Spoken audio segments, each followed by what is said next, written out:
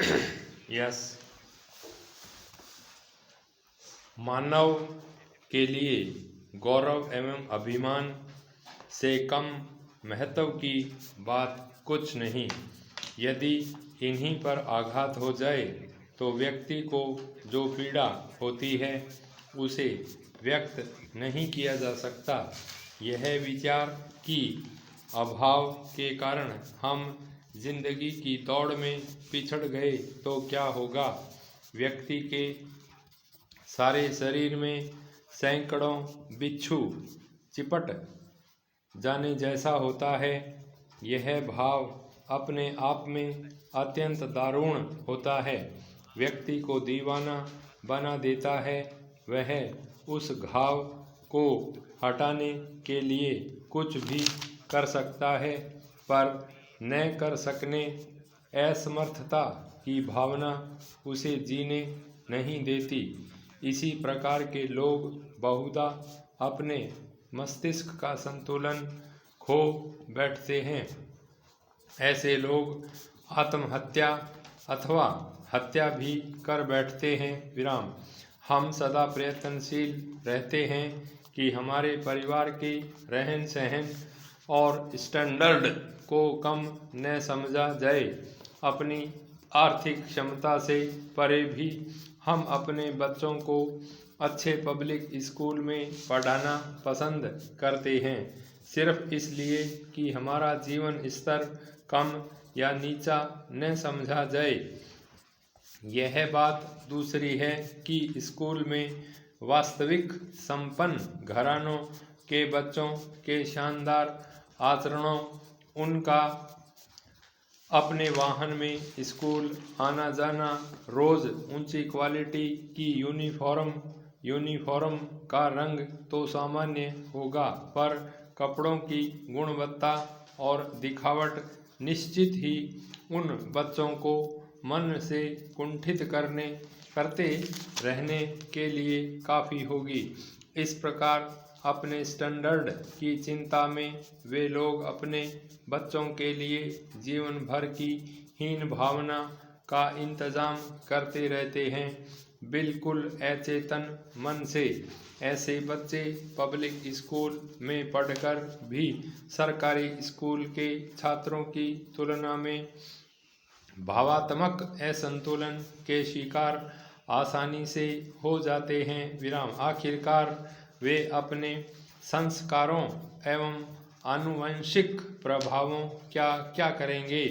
मामूली वेतनभोगी कर्मचारी के ड्राइंग रूम में सोफा सेट, टीवी, फ्रिज की स्थापना से उसकी इज्जत पर आंच नहीं आती, चाहे उसने इन चीज़ों को जुटाने में यदि वह ईमानदार है।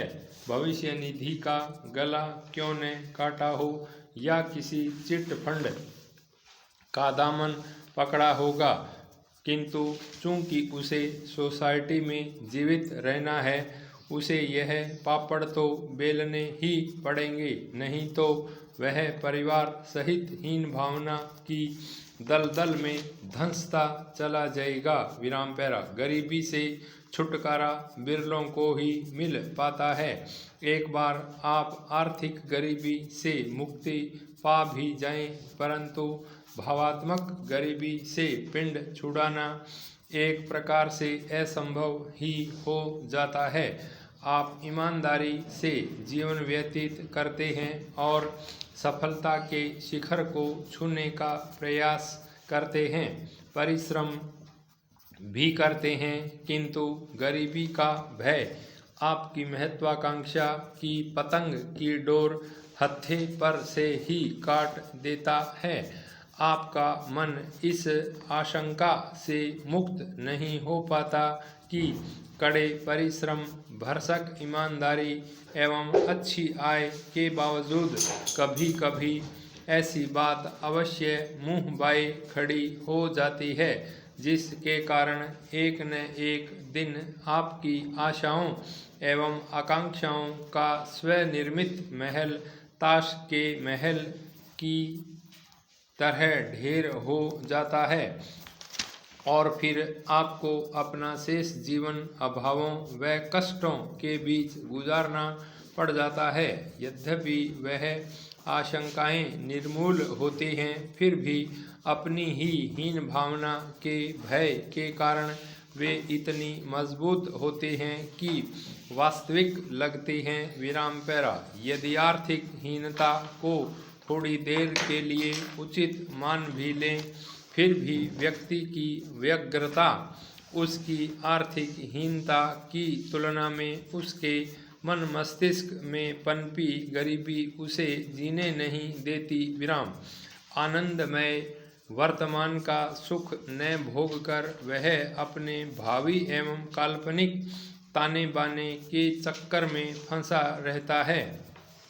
वह व्यक्ति अपने भविष्य के काल्पनिक आपत्ति काल की चिंता में आज का कमाया हुआ पैसा बचाता है। जिस प्रकार प्रेमचंद के होरी गोदान जीवन भर एक गाय पालने की अभिलाषा के लिए रहता है, उसी प्रकार वह व्यक्ति घर बनाने की तमन्ना पाले हुए रहता है, परंतु उस तमन्ना से भी तीव्र अपने भावी संकट का भय सताता है उसे, जिसके कारण ही वह मकान बनवाने की बात को स्थगित करता चला जाता है।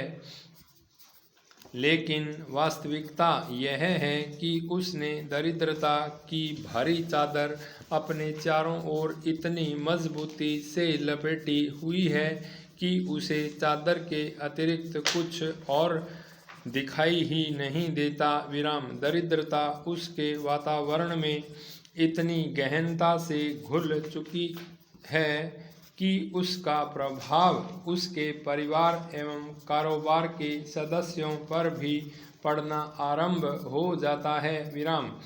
निश्चित ही यह एक संक्रामक रोग है जो तेजी से फैलता है। विराम। याद रखिए, इसका मात्र कारण है भय, हीन भावना का भय। विराम। इसी भय से भयभीत होकर आपने अपने जीवन का कितना अमूल्य समय नष्ट किया है। विराम। याद कीजिए, कितने दिनों से आप इसके चक्कर में फंसे हुए हैं। विराम। इसी कारण आप दिन प्रतिदिन निष्क्रिय और काहिल होते चले गए हैं। विराम। जरा सोचिए, कहाँ गया आपका वह उत्साह जिसके बल पर आप कठिनतम काम करने के लिए तैयार रहते थे, बड़े से बड़ा भयंकर झंझावात झेल लेने की ताकत आपके चट्टानी हौसले में निहित थी। विराम। पर अब वह सब कुछ भी शेष नहीं रहा। लगता है वह आदमी ही कोई दूसरा था जिसकी नस नस में उत्साह और साहस भरा हुआ था। विराम। तब हीन भावना का भयानक दानव कोसों दूर था। विराम। दरिद्रता का भय भी नहीं था। विराम। आपने कभी भी किसी भारी संकट की कल्पना से अपने मन मस्तिष्क को उलझाया भी नहीं था। विराम। यहाँ भय का रोग जब फैलता है, एक अथवा दो व्यक्ति तक ही सीमित नहीं रहता, समूचा देश उसके आतंक से बोझिल हो जाता है। विराम। इसी दरिद्रता अथवा अभाव अथवा हीन भावना के भय की छाया तले पनपती है, जो एक पूरी पीढ़ी उसके उत्साह, राष्ट्रीय आचरण एवं चरित्र का अनुमान भली प्रकार लगाया जा सकता है। विराम। क्या कभी हम ऐसे मानव समाज की कल्पना कर सकते हैं जो दरिद्रता से मुक्त हो और रचनात्मक प्रकृतियों से भरपूर हो? कितना खतरनाक अहित किया है हमारा इस दरिद्रता ने, क्या कभी सोचा है? विराम। इस भयंकर रोग से तभी मुक्त हो सकते हैं जब हम मन से इस विचार तक को निकाल कर फेंक दें, भविष्य के बारे में अधिक चिंता करना छोड़ दें और सभी प्रकार की काल्पनिक आपत्तियों की आशंकाओं की डोर तोड़ दें। हमें एक खास सूत्र याद रखना चाहिए कि हमें यदि अपने वर्तमान को खुशगवार बनाना है तो उस पर ही आधारित होगा हमारे भविष्य का महल। पाई स्टॉप।